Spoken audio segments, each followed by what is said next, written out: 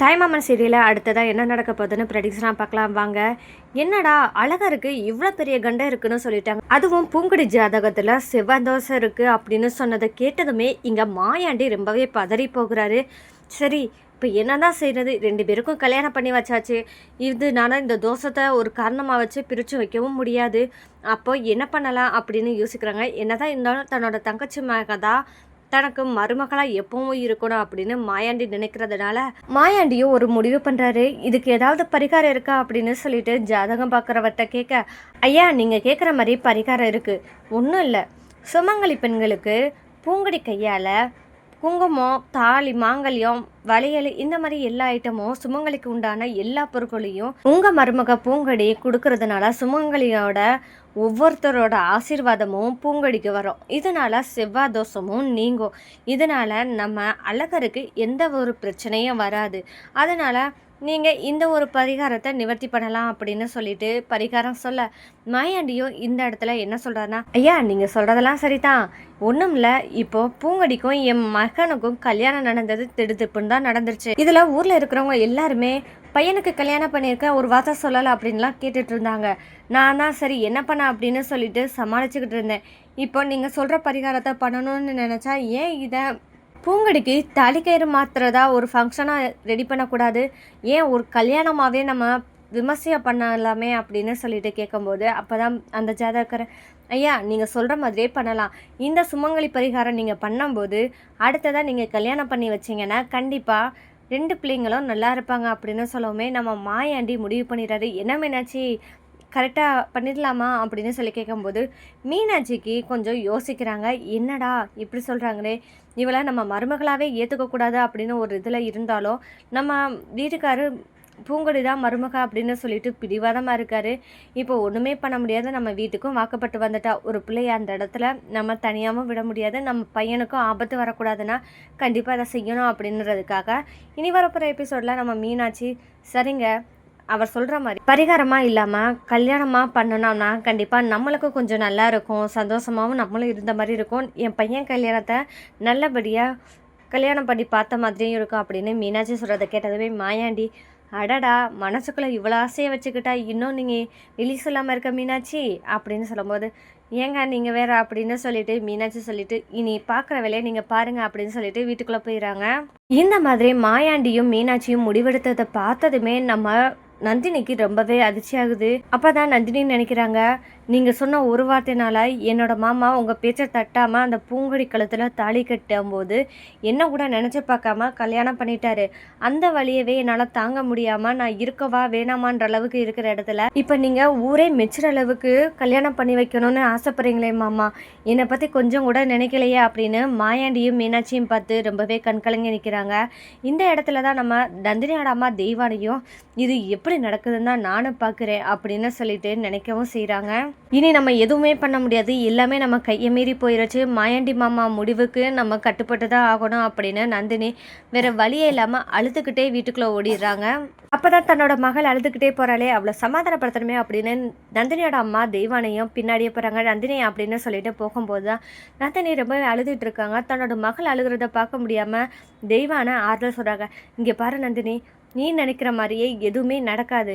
அழகர் தம்பிக்கு திரும்பவும் கல்யாணம் பண்ணி வைக்கணும் அந்த பூங்குடி அப்படின்னு சொல்லி இருக்கும்போது கண்டிப்பாக இதை நடக்க விட மாட்டேன். என் மக நந்தினி இருக்க வேண்டிய இடத்துல வேறொருத்தி வர விட்டுட்டு நான் வேடிக்கை பார்க்க போறேனா, பார்க்க மாட்டேன் அப்படின்னு சொல்லிட்டு நந்தினி கிட்ட சொல்லும்போது, என்னம்மா பேசுகிற, மாமா முடிவு பண்ணிட்டாரு, இந்த முடிவில் மாற்றமும் கிடையாது. அது மட்டும் இல்லாமல் அழகர் மாமா பிடிச்சிச்சோ பிடிக்கலையோ தன்னோட அப்பா சொன்னார் அப்படின்றதுக்காக கல்யாணம் பண்ணிட்டு வந்துட்டாரு. இந்த இடத்துல ஒரு பொண்ணோட வாழ்க்கையை கெடுக்கிறது நல்லது இல்லம்மா அப்படின்னு சொல்லிட்டு நந்தினி சொல்கிறாங்க. இதை கேட்ட தெய்வானா, என்ன நந்தினி பேசிகிட்டு இருக்க, இவ்வளோ தூரம் உன் மாமா மேலே எவ்வளோ தூரத்துக்கு நீ உசிரையே வச்சிருக்கேன்னு எனக்கு தெரியும். இந்த இடத்துல நீ விட்டு கொடுத்துட்டு நீ இருந்தேன்னா அப்போ நான் இருக்கிறதுல என்ன இருக்குது? இல்லை நீ அழகரை மறந்துட்டு நீ வேற ஒருத்தனை கல்யாணம் பண்ணிட்டு போயிடுவியா? எனக்குன்னு இருக்கிறது நீ ஒருத்தி தாண்டி, உன்னை பக்கத்தில் வச்சு பார்த்துக்கிறணும்னு சொல்லிட்டா நான் அழகருக்கு உன்னை கல்யாணம் பண்ணி வைக்கணும்னு ஆசைப்பட்டேன். ஆனால் அந்த ஆசையில் மண்ணள்ளி போடுற மாதிரி இந்த பூங்கொடியும் உன் வாழ்க்கையில் மண்ணள்ளி போட வந்துட்டா. இதுக்கு மேலே என்னால் பார்த்துக்கிட்டு இருக்க முடியாது நந்தினி, எனக்கு என் பொண்ணு வாழ்க்கை தான் முக்கியம் அப்படின்னு சொல்லிட்டு வீர அப்பா கிளம்பி போயிடுறாங்க. நந்தினி இது என்ன செய்கிறது, அம்மா இவ்வளோ பிடிவாதமாக இருக்காங்களே அப்படின்னு சொல்லிட்டு அதிர்ச்சியாகி இருக்காங்க நம்ம நந்தினி. அழகருக்கும் பூங்கொடிக்கும் திரும்பவும் கல்யாணம் பண்ணி வைக்க போகிற முடிவை நம்ம எப்படியாவது பூங்கொடி கிட்ட சொல்லணுமே அப்படின்னு சொல்லிட்டு காத்துட்டு இருக்காரு மாயாண்டி. அந்த நேரம் பார்த்து தான் நம்ம பூங்கொடியும் காலேஜ் விட்டு வீட்டுக்குள்ளே வராங்க. அத்தா பூங்கொடி கொஞ்சம் நிலுத்தா உங்ககிட்ட பேசணும் அப்படின்னு மாயாண்டி சொல்ல, அப்போ பூங்கொடி இன்னும் எதுக்காக என்ன பேசணும் என்ன இருக்குது அப்படின்னு சொல்லிட்டு சரி அப்படின்னு சொல்லி பூங்கொடி நிற்க, அப்போ தான் நம்ம மாயாண்டி தன்னோட முடிவை சொல்கிறாங்க. இங்கே பாரு அத்தா, உனக்கும் அழகருக்கும் பொருத்தம் இருக்கா அப்படின்னு சொல்லிட்டு ஜாதகம் பார்த்தேன். அதில் உனக்கு ஒரு தோசை இருக்குன்ற மாதிரி பேச்சு வந்துச்சு. இதனால அழகருக்கு தான் ஆபத்துன்னு சொல்லி சொன்னாங்க. இப்போ அதனால என்ன முடிவு பண்ணியிருக்கோம்னா, ஒரு சுமங்கலி பூஜை முறை பண்ண சொல்லியிருக்காங்க. அந்த சுமங்கலி பூஜையை உங்களுக்கு கல்யாணமாக தாலிக்கறி பிரித்து போடுறதா ஒரு சுபகாரியமாக செய்யலாம் அப்படின்னு நினச்சிக்கிட்டு இருக்கேன் அத்தா. அதனால் வர வெள்ளிக்கிழமை இந்த முடிவில் தான் இருக்கேன். அதனால் அத்தா உனக்கு இதில் விருப்பமா இல்லையான்னு என்னால் கேட்க முடியாது. ஆனால் இது கண்டிப்பாக நடந்தே ஆகணும் அப்படின்னு மாயாண்டி முடிவு சொல்லிடுறாரு. இந்த இடத்துல தான் நம்ம பூங்கொடி அழகரை திரும்பவும் கல்யாணம் பண்ணணுமா, ஊரறிய கல்யாணம் பண்ணணுமா அப்படின்னு யோசிக்கிறாங்க. சரி பெரியவங்க சொல்லிட்டாங்க, அந்த இடத்துல நம்ம எதுவுமே சொல்ல முடியாது அப்படின்னு பூங்கொடி சரி அப்படின்னு சொல்லிட்டு வீட்டுக்குள்ளே போயிடுறாங்க நம்ம பூங்கொடி. அப்போ தான் இங்கே சும்மாவாக இருப்பார் அழகரு. சும்மாவே பூங்கொடியை பார்த்தோன்னே ஏதாவது உரண்டை இழுக்காமல் இருக்க மாட்டார்.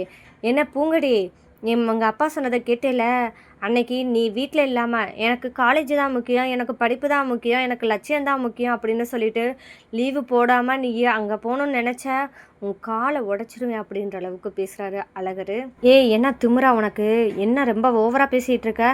நான் உங்கள் அப்பா சொன்னாரே அப்படின்ற காரணத்துக்காக நான் என்னமோ இந்த விசேஷத்துக்கு நம்ம லீவு போடலாம் அப்படின்னு ஒரு முடிவில் இருந்தா, நீ என்னடான்னு பார்த்தா ரொம்ப என்கிட்ட வம்பு பண்ணுற. நீ சொல்கிற மாதிரி பார்த்தா நீ சொல்கிற மாதிரி நான் செய்யவே மாட்டேன், உனக்கு மாறாதான் செய்வேன். நான் அன்னைக்கு லீவு போட மாட்டேன், நான் காலேஜுக்கு தான் போவேன். நீ என்ன பண்ணுவேன்னு நானும் தான் பார்க்குறேன் அப்படின்னு சொல்லிட்டு பேசுகிறாங்க. இதனால இவங்க 2 பேர்த்துக்கு இடையில சண்டையும் வர ஆரம்பிக்குது. அடுத்ததான் மாயாண்டி என்ன பண்ணுறேன்னா, கல்யாணத்துக்கு ஆக வேண்டிய என்னென்ன வேலைகள் இருக்கோ அதெல்லாம் பார்க்கணும் அப்படின்னு நினைக்கிறாரு. தன்னோட தங்கச்சி பேச்சுக்கு இதை பற்றின விஷயத்த சொல்லணும் அப்படின்னு தன்னோட தங்கச்சி பேச்சுக்கு ஃபோன் பண்ணி, அத்தா பேச்சு இந்த மாதிரியெல்லாம் இருக்குது, விசேஷமாக வைக்கலான்னு சொல்லிட்டு முடிவில் இருக்கோம் அப்படின்னு சொல்லவுமே, தன்னோட அண்ணே தன்னோட பொண்ணுக்கு கல்யாணம் பண்ணி வைக்க போகிறாரு, அதை பார்த்தே ஆகணும் அப்படின்னு சொல்லிட்டு ரொம்பவே சந்தோஷப்படுறாங்க. பேச்சையும் சந்தோஷம் தாங்க முடியாமல் தன்னோட கணவனான மஞ்சமலை கிட்ட இதை சொல்லியே ஆகணுமே அப்படின்னு சொல்லிட்டு தன்னோட கணவன்கிட்ட போய் பேசுகிறாங்க.